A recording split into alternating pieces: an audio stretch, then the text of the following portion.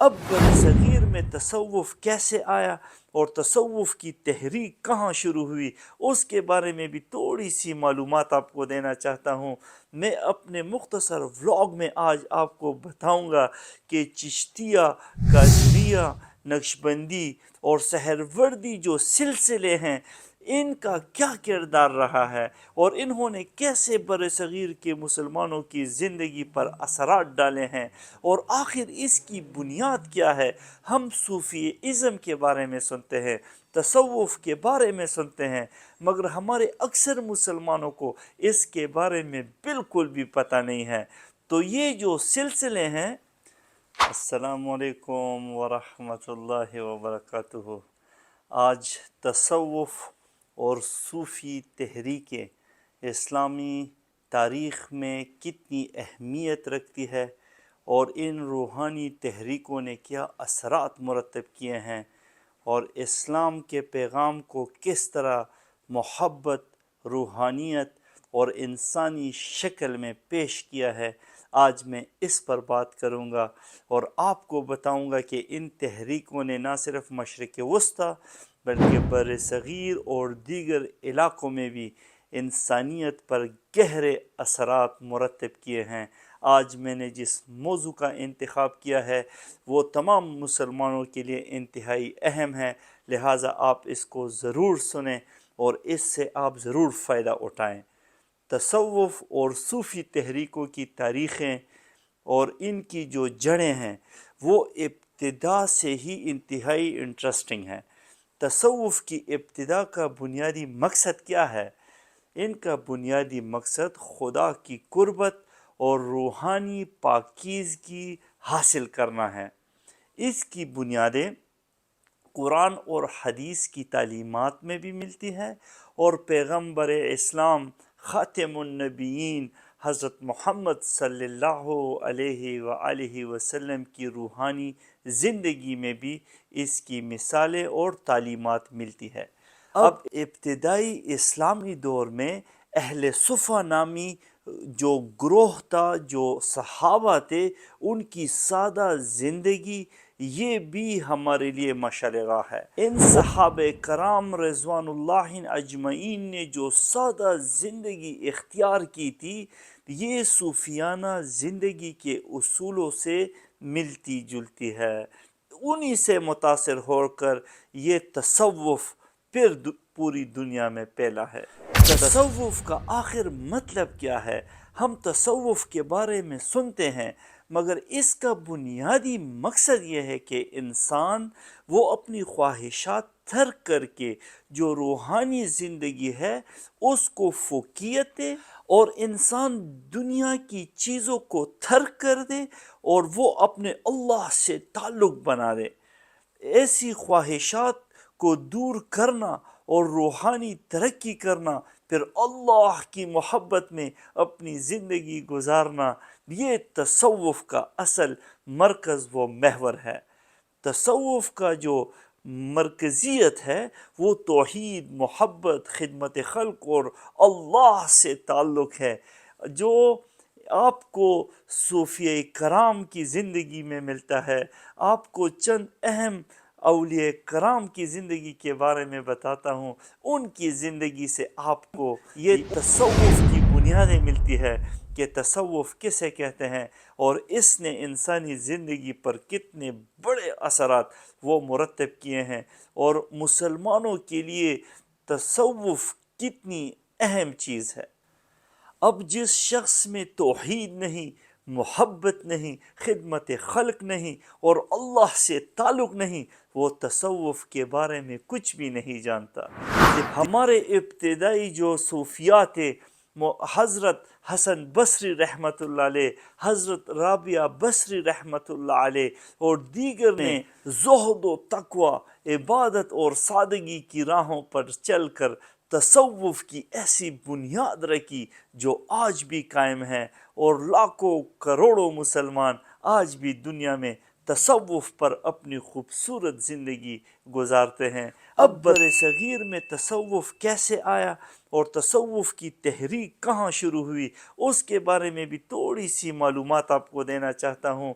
میں اپنے مختصر ولاگ میں آج آپ کو بتاؤں گا کہ چشتیہ، قادریہ، نقشبندی اور سہروردی جو سلسلے ہیں، ان کا کیا کردار رہا ہے اور انہوں نے کیسے بر صغیر کے مسلمانوں کی زندگی پر اثرات ڈالے ہیں، اور آخر اس کی بنیاد کیا ہے۔ ہم صوفی ازم کے بارے میں سنتے ہیں، تصوف کے بارے میں سنتے ہیں، مگر ہمارے اکثر مسلمانوں کو اس کے بارے میں بالکل بھی پتہ نہیں ہے۔ تو یہ جو سلسلے ہیں، بر صغیر میں صوفی تحریکوں کی جو تاریخ ہے، یہ انتہائی دلچسپ ہے۔ اب بر صغیر میں صوفی تحریک نے 11ویں صدی عیسوی میں قدم رکھا ہے۔ یہ تاریخ کا ایک سنہرا باب ہے۔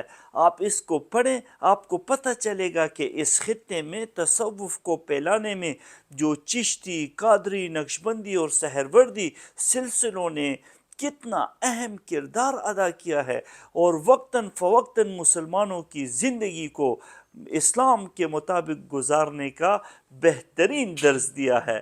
بر صغیر میں صوفیوں نے مذہبی ہم آہنگی، رواداری اور محبت کے پیغام کو عام کیا، اور اس کے لیے انہوں نے بہت زیادہ جدوجہد کی۔ اہم صوفی سلسلے یہ بھی انتہائی جاننے کے لیے ضروری ہے۔ اس میں سب سے پہلے میں ذکر کرتا ہوں اب چشتی سلسلہ ہے۔ تو یہ سلسلہ بر صغیر میں بہت زیادہ مقبول ہوا۔ اس کے جو بانی تھے حضرت خواجہ معین الدین چشتی رحمۃ اللہ علیہ، وہ کتنے مشہور تھے، اس کے زہد اور تقوی کی مثالیں دی جاتی ہے۔ یہ 1190 میں ہندوستان آئے اور اجمیر میں انہوں نے سکونت اختیار کی، وہاں پہ پڑاؤ ڈالا۔ ان کا پیغام انسانیت، بھائی چارہ، خدمت خلق پر مبنی تھا، جس نے لاکھوں لوگوں کو متاثر کیا، اور اس نے زبردست محنت کی۔ اسی طرح جو حضرت عبد القادر جیلانی رحمۃ اللہ علیہ تھے، جو قادری سلسلے کے بڑے تھے، انہوں نے 1077 سے 1166 تک اس سلسلے کی بنیاد بغداد میں رکھی۔ بر صغیر میں بھی یہ سلسلہ مشہور ہوا، اور بہت سارے بزرگ صوفی اولیاء کرام، میاں میر اور شاہ عبد اللطیف بٹھائی جیسے بہت بڑے بڑے بزرگ اس نے پیدا کیے۔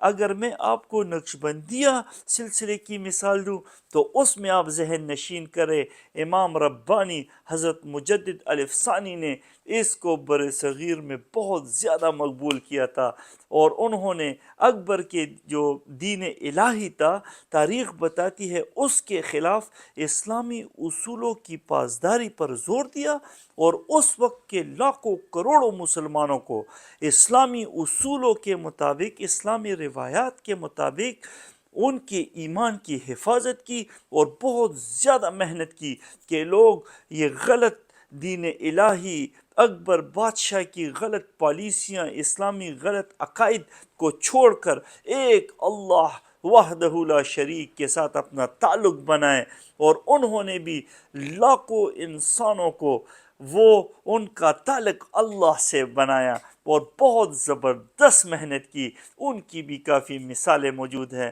اسی طرح جو آخری سلسلہ ہے، جس کو عام طور پر سہروردی سلسلہ کہتے ہیں، یہ بھی بہت زیادہ مشہور ہے۔ اس سلسلے کے جو بانی تھے وہ حضرت شہاب الدین سہروردی رحمۃ اللہ علیہ تھے۔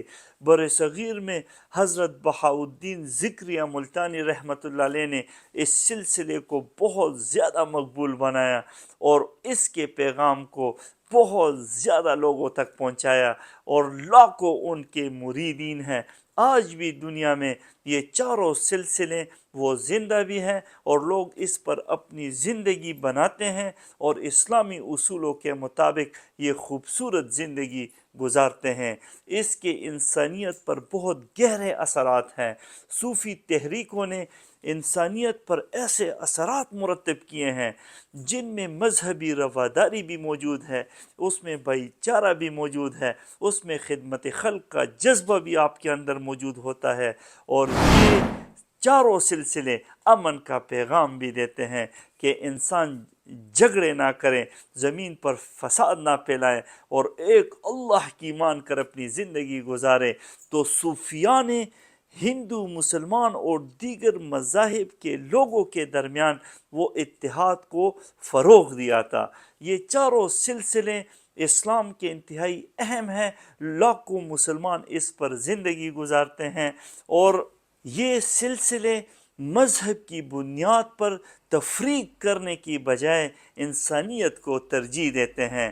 ان کے درباروں پر، ان کے علاقوں میں ہر مذہب اور طبقے کے لوگ آتے ہیں، جو فیض یاب ہوتے ہیں، جو فیض حاصل کرتے ہیں، اپنی زندگی کی کھایا کو پلٹتے ہیں، اپنی زندگی کو نفسانی خواہشات سے نکال کر آخرت پر توجہ دیتے ہیں۔ تو جو لوگ ان سلسلوں سے وہ وابستہ ہو جاتے ہیں، وہ پھر خدمت خلق پر یقین کرتے ہیں۔ صوفیوں نے ہمیشہ تاریخ بتاتی ہے کہ غریبوں، مسکینوں، بے سہارا لوگوں کی مدد کی ہے۔ ان کے دربار پر کھانے بھی بہت ملتے ہیں، لنگر بھی بہت چلتے ہیں، وہ پناہ بھی دیتے ہیں، اور پناہ دینے کی جگہ بھی وہ میسر کرتے ہیں جہاں ہر کوئی بلا تفریق آ سکتا ہے، اور انہی کاموں کی وجہ سے لاکھوں مسلمانوں کے دلوں میں ان صوفیاء نے وہ گھر کیا ہے۔ انہوں نے محبت اور امن کا پیغام دیا ہے۔ صوفیاء نے محبت دیا، امن دیا، باہمی احترام کا درس دیا۔ ان کا نظریہ تھا کہ خدا تک پہنچنے کا راستہ، اللہ کو پانے کا راستہ انسانوں سے محبت کرنا ہے اور انسانوں کی خدمت کرنا ہے۔ جو انسان دوسرے انسان کو عزت دیتا ہے، اللہ سبحانہ و تعالی، اللہ رب العزت اس کو ضرور دنیا اور آخرت میں کامیابیاں دیتے ہیں۔ صوفیوں نے تو اسلامی اخلاقیات کی تعلیم دی ہے، انہوں نے سچائی کا درس دیا ہے، ہمیں انصاف کا درس دیا ہے، ہمیں عاجزی کے ساتھ، بردباری کے ساتھ اسلام کے اصولوں پر عمل پیرا ہونا ہے۔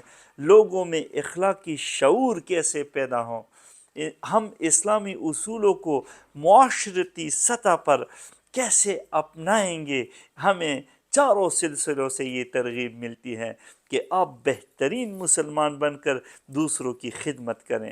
بر صغیر میں جو مشہور اولیاء کرام گزرے ہیں اور ان کی جو خدمات ہے، میں اپنے اس مختصر ولاگ میں تھوڑا سا اس کا بھی ذکر کرتا ہوں، کیونکہ پھر بات میری بہت لمبی ہو جائے گی، اور آپ کو میں بتانا چاہتا ہوں کہ کیسے ان بزرگوں نے اسلامی تعلیمات پر عمل کر کے لاکھوں انسانوں کا تعلق وہ اللہ سے بنایا۔